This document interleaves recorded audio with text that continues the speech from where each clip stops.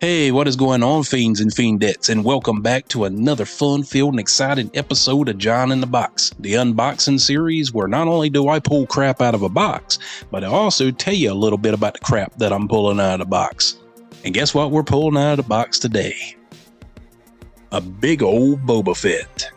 Boba Fett is one of my all-time favorite Star Wars characters. I mean, from the first time I got to see him on the big screen in 1980's The Empire Strikes Back, which was the very first movie that a little John got to go sit in and watch. Here was this armored bounty hunter. Mysterious. Nobody knew anything about him. All we knew is that he was hired by Darth Vader to go and capture Han Solo, Luke, and the rest of the gang, so he could put them in carbonite, take them back to Jabba and the Emperor.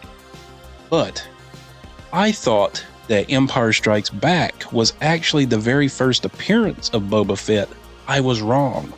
Later on, I come to find out that Boba Fett made his very first appearance at the San Anselmo Fair and Parade in 1978, and he would later go on to make his animated short first appearance in the train wreck that was known as the Star Wars Christmas Special.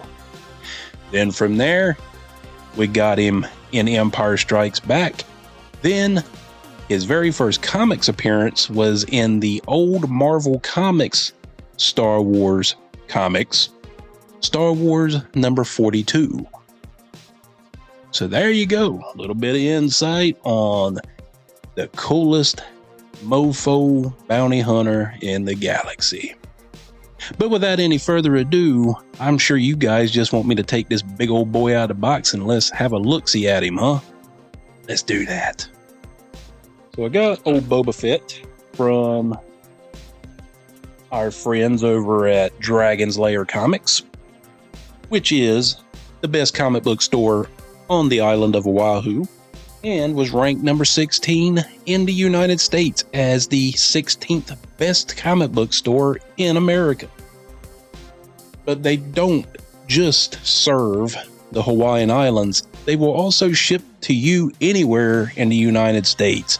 And if you spend over $100, they will pay for the shipping of whatever it is you've ordered. I will put the link to their Instagram, and I think they have a TikTok as well, down in the description of this video below. But back to the unboxing. So this is a numbered figure, and this one is number 858 of 1,000. So there was only 1,000 of these made. And normally people don't hold on to these cards.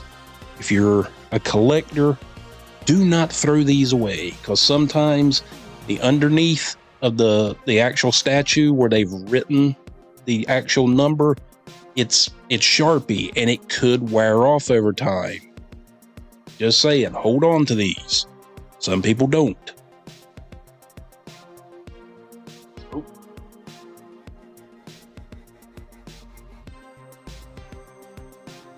Diamond always does an amazing job of how they package these.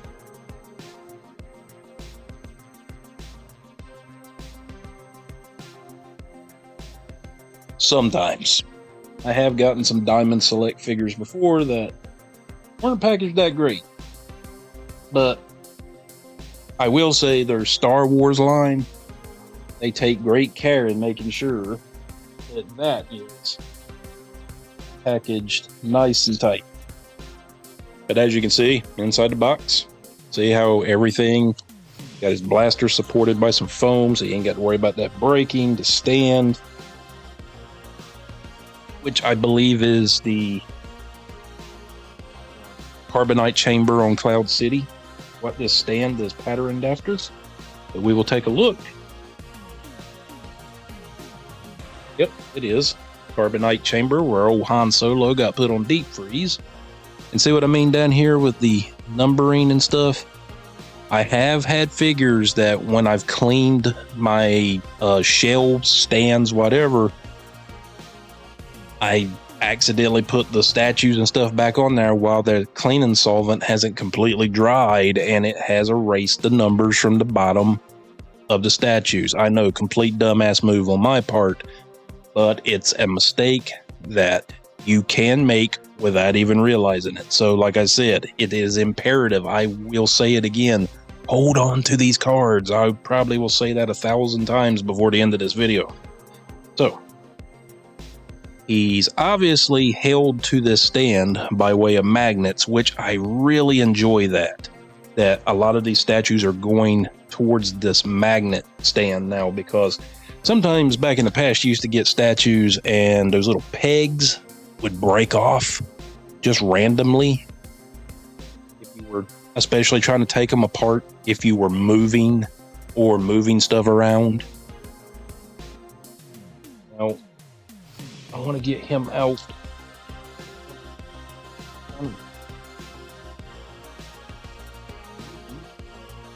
We'll give him this. He's snug in there. There we go. And I think really too, of course, his little aimer here is very flimsy. So got to be careful with that if you do buy this piece. But it is very well put together and a lot of weight to it. Yep, see? Got the magnets on the boots. He does have that one little peg. And I'm guessing it had to do that, but I've always been wary of those. Now, just turn old bad boy around and let me hold him up for the camera. And there you go. Now, this is the original design of Boba Fett from The Empire Strikes Back, which was played by the late Jeremy Bulloch, who just passed away in 2020. And this was my favorite design of Boba Fett, of course, because it was the very first one I ever seen on the big screen. Now, the differences of Boba Fett here and Boba Fett today, suit's a little bit darker. I've noticed they've put the swashbuckler boots on him, like the old Captain America type boots and stuff. But I like the updated design. But for nostalgia's sake, nothing beats the old Jeremy Bulloch Boba Fett. Battle damage, paint chip, his sawed-off blaster. He just screams badass. But anyway, guys, I just wanted to pull this bad boy out of the box, show it off to you all, and maybe spark your interest if you're a Star Wars collector or just a collector like myself. Maybe you'd like to add this piece to your collection. Like I said, get up with Dragon's Lair Comics. I'm pretty sure they'd be more than glad to order this for you and ship it to you anywhere in the United States. But remember, there's only 1,000 of these bad boys, so they will be gone quick.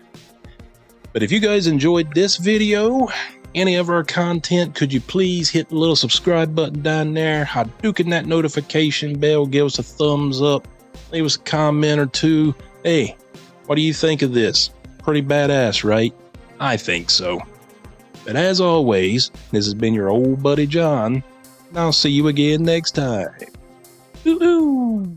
I want him alive. No disintegrations.